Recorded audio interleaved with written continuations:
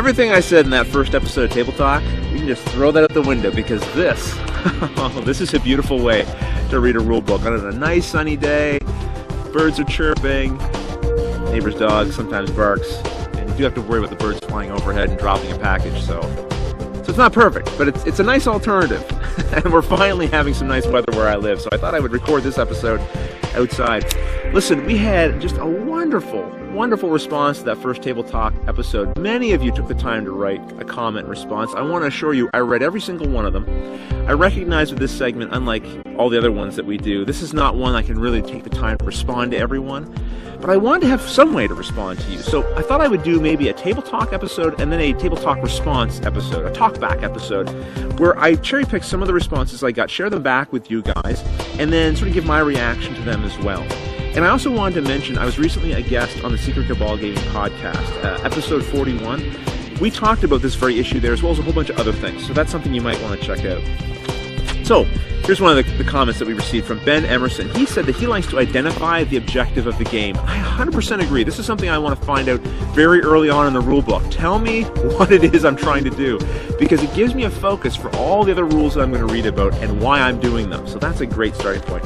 Gabriel Conolito, he says that after getting a game and learning it, part of his ritual is to return it to the box and sort everything into baggies and other containers.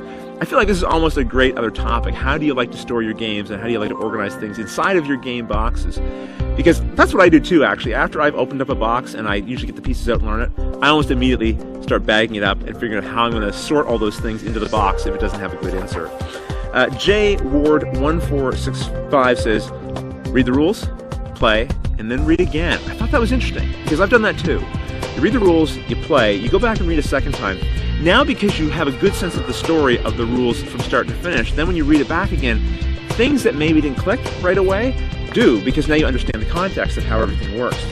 Grifter Alpha says, games that come with a solo option can be good for learning. So true, right? If you have a solo game, that's a great way to learn, because you can sort of test all of the mechanics of the game without having to fake anything. Sometimes when you do something alone, you're playing by yourself, and it's really meant for 2 or more players, and you have to fake like bidding on things. It doesn't really work. It kind of falls apart a little bit. So a solo game is excellent. It really solves that. And Stasia Doster says it can be good for bedtime reading. It's a little something to do before you go to sleep at night. Cole Fisher says rulebooks are great for long train rides, and I agree. I used to commute to work on the bus, and so there'd be like 45 minutes that I could either listen to music or watch a movie or something. But once I started gaming, that was a great opportunity to read rule books. Of course, I usually ended up like this on the person beside me by the end of the trip, but still, it's a good place to fit in some rules learning. Megan Bird and Reasonable Cheese both indicate that they like to learn with others, and Megan says that she likes to learn with her primary gaming partner, her husband. Honestly, I don't like learning games with other people, usually because the people I'm trying to learn with would be less patient than I am. So they'd be wanting to skip ahead, let's get into the game. So I feel like I'm being rushed, so I'm not learning it as well.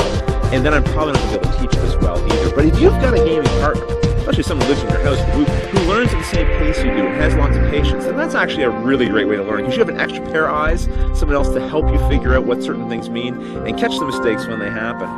Arjun Nair says he likes to watch a video primer first, then the rule book, gives that a read through, and then that helps click with what he saw visually. So by watching a video first and sort of seeing all the concepts laid out visually, then when he's reading the rule book, maybe to find some of those details that maybe were not in the video, everything already makes sense because he can see it in his mind, which I think is pretty neat. Gregory Decato says, you don't know what you know until you've tried to teach it to someone else. That is so true. Then you figure out where the gaps are in your understanding and what's going to trip other people up. That's so true. When I think I know a game, I'll try to teach it to Luke or Andrea or someone in my gaming group, and that's where I'll discover, oh, I don't really know this, because they'll ask a question.